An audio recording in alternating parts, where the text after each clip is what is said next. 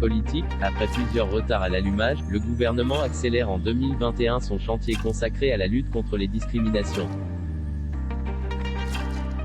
Emmanuel Macron avait annoncé le 4 décembre sur Brut le lancement d'un « grand sondage » en janvier pour lutter contre les discriminations.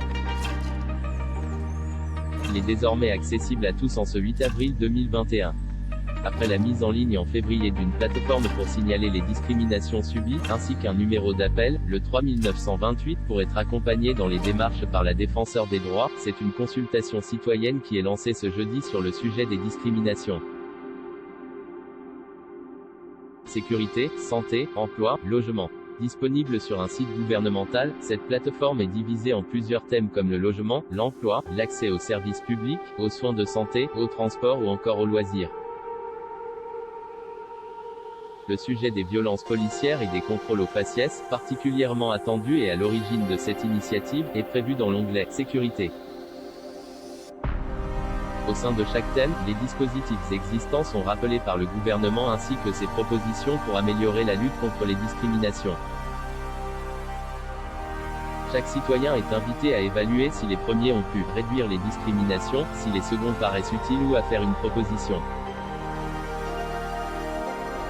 Le gouvernement opère une modération et indique dans la corbeille visible les propositions non retenues si elles ne respectent pas la charte.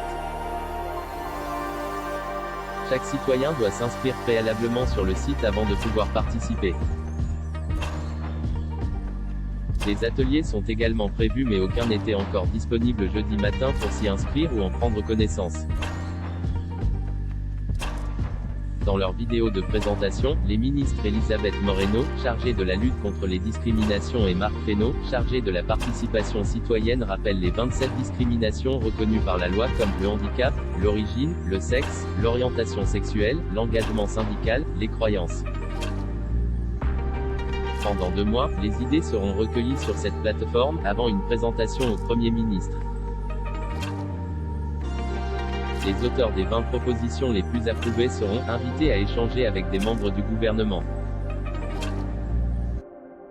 Ceux qui souhaitent prendre part à cette consultation ont jusqu'au 31 mai pour le faire, les résultats seront connus le 30 juin. Reste à savoir si les Français s'empareront du dispositif. À voir également sur le HuffPost, Darmanin n'a pas toujours été aussi sévère avec la rumeur, qui sape la démocratie, lire aussi. L'utilité des réunions non mixtes expliquée par les féministes. Retrouvez tous nos contenus sur la mémoire en mouvement, le dossier du HuffPost.